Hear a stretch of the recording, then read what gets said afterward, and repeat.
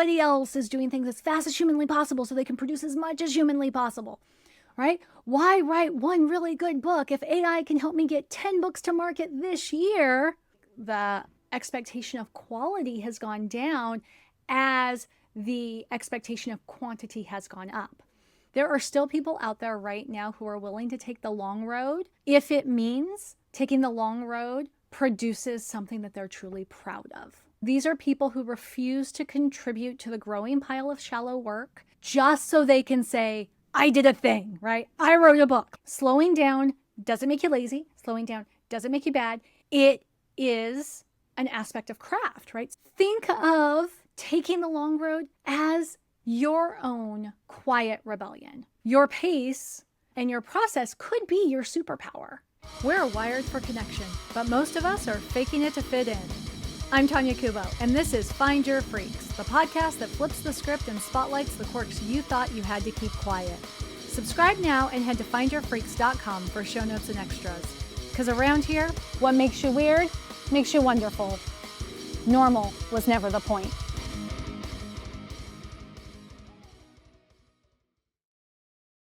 Everyone's in a rush to publish, to launch, to ship it before someone else does. But rushing isn't all it's cracked up to be, right? Especially if you are looking for where you fit in. If anything, rushing sometimes just adds to the noise. We've been talking quite a bit about that lately in a lot of different circles that I'm in, where just because AI allows you to do more in less time doesn't necessarily mean that you should be doing more. And just because you can generate miles and miles of copy all at once doesn't mean that that copy actually should see the light of day.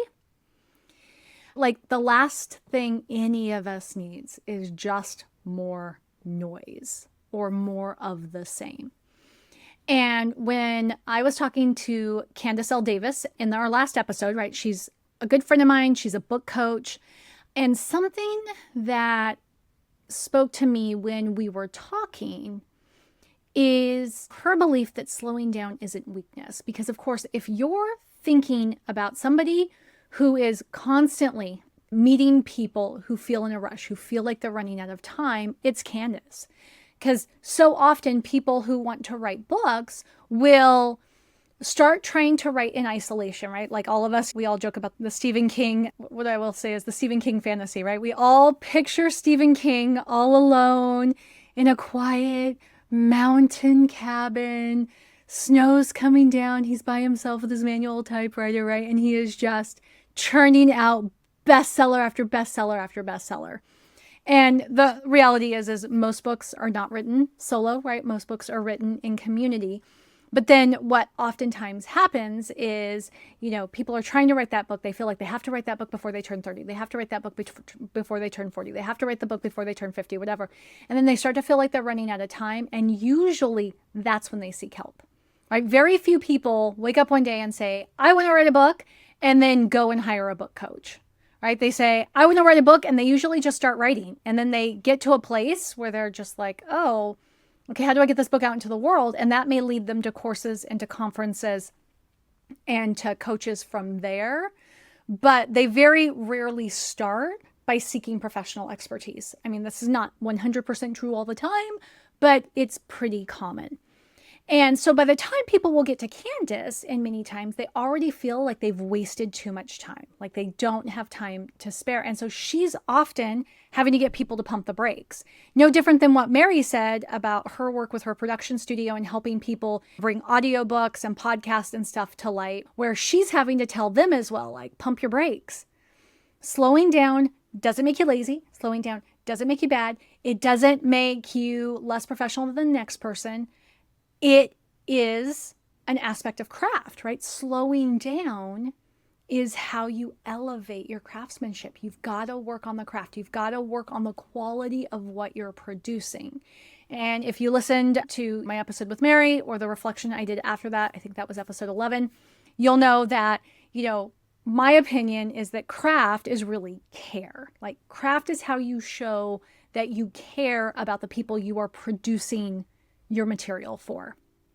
And Candice and I talked about a lot when we were chatting, right? Because as a book coach, and especially as a book coach in this current time period, she is dealing with beliefs around AI. She is seeing how AI is changing what people think about publishing, what people think about writing in general, what it also has changed the standard by which people measure writing. Like the expectation of quality has gone down as the expectation of quantity has gone up. So we talked about AI. We talked about deadlines. We talked about the pressure to keep up with colleagues or associates who seem to crank out books left and right. They paid, X number of dollars to somebody who told them they could crank out a book in a weekend. And then you're sitting there still stuck on what's my introduction or what's going to be in chapter 5 versus chapter 1. But I think stepping back, because you may not be interested in writing books. Right? Publishing may not be for you. So I think it's important to kind of step back and say, okay, what is the lesson we can all learn here? Like, what amazing perspective can we glean from Candice as this veteran book coach, ghostwriter who's written numerous bestsellers and award-winning books with other authors and on behalf of authors? I think the big thing is there are still people out there. I don't care when you're listening to this, okay? You might be listening to this in 2027. There are still people out there right now who are willing to take the long road if it means taking the long road produces something that they're truly proud of, right? So these are people who refuse to contribute to the growing pile of shallow work just so they can say, I did a thing, right? I wrote a book. Like there's a book out there with my name on it. They are willing to do the hard work and revise the same sentence over and over again. And I think that idea that there are still people out there willing to take the long road is one that you could benefit from taking to heart. It's one that I benefit from remembering and taking to heart, because I know that for some of us, depth is negotiable. It's not for Candice. She made that abundantly clear when we were speaking. But I know for some people, depth is negotiable. When I worked in a university, I had a supervisor who was like, there's a time and a place for A+ work, but there's also a time and a place for C- work. If everything you do has to be an A+, you're just not going to have that much done in the course of a year. So, the big challenge, the strategy that you have to have in the back of your mind is understanding when C- work will get you the time, the energy, and the resources necessary to produce the A+ work when it really matters. So think about when you're willing to take time with your work, or when you can see somebody has taken great time with their work. Like, what does that say to you? What does it say to you when somebody brings you a homemade pie baked with apples from their backyard apple tree versus when somebody brings you 2 apple pies from McDonald's? Like, on one hand, pie is pie and pie is delicious. But on the other hand, knowing that somebody had to pick these apples, wash these apples, peel them, slice them, make a crust, or buy a Pillsbury crust from the store, whichever they did, and then actually put that all together and then wait for it to bake in the oven and then wait for it to cool so that they could bring it to you, right? That is grandma level care right there. And you think about, like, what does that say? I mean, to me, when somebody brings me something, homemade, I don't think the from scratch apple pie is any less special than, let's use a more reasonable example, like a Granny Smith frozen pie that they baked, right? I'm not like, oh, you like me more than this person likes me, or you don't like me as much as this person likes me. But when somebody brings me a homemade pie, I think, wow, like they were thinking of me for a long time. It wasn't like they just opened the chest freezer, saw a pie and said, hey, I should go take a pie to Tonya. They were going, either Tonya loves pie, it's her favorite dessert ever, and my apples are ripe and I need to do something with them, so I will make them into a pie for Tonya. Or they're sitting there going, I gotta make a bunch of pies. Who can I make pie for? Oh, I know, Tonya. Tonya likes pie and Tonya likes apple pie. In any case, what I feel like when that person comes to bring that to me is they're saying, you, Tonya, matter enough for me to do this well for you. And again, there is a time and a place for it's the thought that counts. But when we're talking about community building and making people feel like they really, really belong and fostering that feeling of belonging, then we need to find a way to communicate the level and depth in which they matter to us and that we hope what we're providing will matter to them.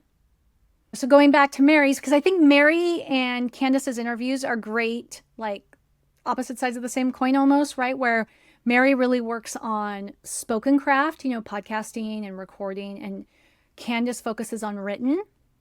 For Mary, her studio, that physical studio that she has created there in the Vancouver, Washington area, is an act of hospitality. Like, she has thought about the furniture that she has there, the beverages that she has there. She had thought about having one particular type of coffee maker, and she chose to have a different type of coffee maker because the different type of coffee maker was more versatile than the other type of coffee maker. For Candice, words are much the same thing. Like, she thinks of what is the most important thing that the reader needs to take away from this page?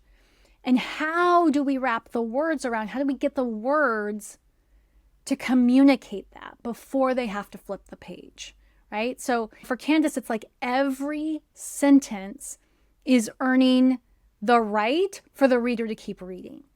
The last line of every page of a book is what compels the reader to keep turning the page.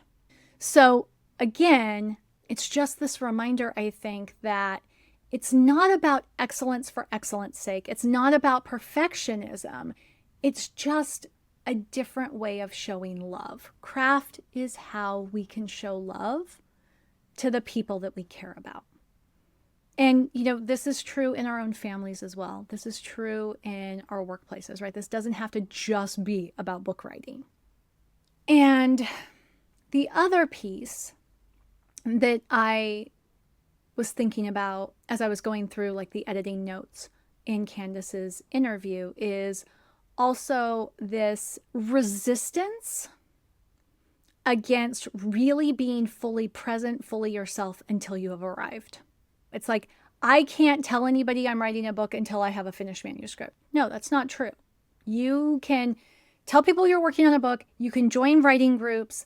I was looking at a literary agency's website last night, and what I loved is they had a section for what they called pre-published authors versus their section for published authors, right? So they have the section for all of their authors who have books out in the world, and then they have the section for their authors who are not yet published. And then rather than saying wannabe authors, click here, they're like, if you identify as a pre-published author, go here and, we've got some tips and some resources for you. So you don't have to wait until you arrive at some, predetermined point or predetermined level of credibility in order to own the identity of being a writer or whatever it is that you are working on, right? It's like, I used to run a mom's group, and my mom's group, it was very easy, right? From the time you were pregnant until your child was 6 years old, you were welcome in the mom's group, right? It was for moms of young children. But I found out that there were other moms groups, even in our area, that weren't open to pregnant women because they weren't moms yet. Can you even imagine that? Oh no, I'm sorry, you're not a mom until you hold the baby in your hands. Well, if everybody waited until they had an actual child in their hand to identify as a parent, there'd be, talk about a rude awakening. Talk about a rude awakening. So you don't have to have everything buttoned up, polished, perfected before you start finding community around that thing, right? So course creators and, back to if you're somebody who wants to be a hiker, you want to learn hiking or geocaching or cycling. You don't have to have all these accolades under your belt before you can start going to groups that are focused on those places. In fact, if anything, I don't think there is a better place to learn, to fast track your learning, and your skill building than to find the communities that have the experts in them. And as long as they're open to beginners, go in there and just listen to them. Don't talk, just listen even, right? Because think about all the mistakes that they will save you from making just by listening to their experience. The things that they wish they had done, that they didn't, what they wish they knew when they were brand new. And for Candice, there's nothing she loves more than when somebody shows up to one of her writing sessions with a messy draft or a partially finished chapter. Because one thing that she would say is if somebody has a messy draft or an unfinished chapter, she can actually save them so much time by taking that unfinished chapter, giving them some feedback that they can then use to inform how they finish the chapter, rather than having them hand her what they think is a finished chapter, and then she pokes a bunch of holes in it that they have to go around and rewrite. And the other piece is there's always going to be more to do. Sometimes you have to take the 1 mile bike ride to learn that you actually should have taken a left when you got 25% of the way, and your destination would have still been a mile, but it would have been much prettier. But these are the lessons you get when you aren't afraid to seek out community when you're a novice, when you're just learning. And so think about that from your own perspective, like whatever lens you're listening to, okay? Or you're listening to this under, I should say. Don't be so worried about the final destination or the finished product that you lose sight of the fact that you can be building relationships even in the messy middle or the Spartan beginner stage, right? Like before you even begin, right? You want to plant a rose garden. You want to have a beautiful rose garden so you can show roses in the fair. Go check out a couple of Master Gardener meetings. Check out a couple of Master Gardener classes. Learn who is an expert in roses. Get some information from them so that you don't make the mistake of planting the wrong type of rose for your area, right? Or the wrong type of rose for the level of sunlight and the level of drainage in your soil system. That is probably the best, most practical example I can think of why it's important to be looking for your perfect people in your learning stage, wherever your learning stage is. And while there are tools out there to shortcut our learning without us having to seek out others, right? You can ask ChatGPT any one of a number of questions. ChatGPT lacks context, right? ChatGPT lacks nuance. ChatGPT can only give you what you give it to some degree and what it can think to source. And I use the term think loosely, but it can think to source as in response to what you ask it. But a human can say, well, okay, I know you're asking me what is the best type of rose to win in the county fair? Like what's the best variety of rose to grow if you want a fair winner? But actually, the question that you should be asking me are what are the types of roses that grow best here? And then maybe you can tell me a little bit about your yard, your garden, and your habits. And then we can figure out of those best roses, which ones will do best in your garden. And of those, what are most likely to catch the judge's eye at the fair, right? So a human is going to be able to say, I know you're asking this question, but I think the question that you really want the answer to is this. AI can't do that for you. A DIY course can't always do that for you. And even though those one-to-one direct relationships, whether that's a support group or taking an in-person class or whatever, those are a slower process than just asking ChatGPT or Google a question. It is how you tend, or it is the best way to get the most specific answer to your very specific situation. And if you're a rebel at heart, kind of like I am, right? If you're a little rebellious, think of taking the long road as like thumbing your nose at the man. Think of it as our modern day rebellion. While everybody else is doing things as fast as humanly possible so they can produce as much as humanly possible, right? Why write one really good book if AI can help me get 10 books to market this year? Then think of taking the long road as your own quiet rebellion, right? As you going, you know what? No way. Like, I'm going to be punk rock here by taking the long road. I'm going to be punk rock here by really putting some thoughtful, intentional effort toward what I'm creating. So, ultimately, here, what do we want to talk about? Or how do I want to leave this? I think, if nothing else, if you're sitting there just thinking that you're a slowpoke, right? That you're just moving too slow and the world is passing you by, or everybody else does things in a neat, tidy way. They don't need edits. They don't need revisions in whatever they're working on. I really hope that you will recognize that is not true. That if anything, your pace and your process could be your superpower. They could be the key to you providing others, especially your perfect people, with depth that they can't get anywhere else. So whether you're trying to plant a rose garden, you're writing a book, or you're putting some other work out there in the world, people want the most pure form of you they can find, and they'll wait for it. Now, back to, right, we can't live the Stephen King fantasy and hole ourselves up as shut-ins until we have created the magnum opus of whatever it is. You can go deep and be building in community and be building in public, right? There's nothing wrong with that. You'll see that all the time on my social media. You'll see that all the time in my newsletter and stuff. I'm like almost live journaling stuff. And then I go back, right? I take responses and I go back and I kind of polish what I'm doing. So going slow doesn't mean you have to go in private. That's really what I'm saying.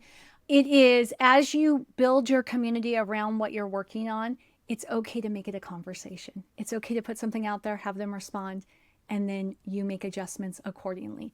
Just like if you were planting that rose garden, it'd be okay to say, okay, I'm going to plant this rose bush. And then somebody else says, oh, you know what? That rose bush has thorns that are really pokey, but this rose bush produces flowers that look the same and it's not as pokey. And then you can say, oh, okay, well, I'll plant that new rose bush next to it and I'll see which one does better.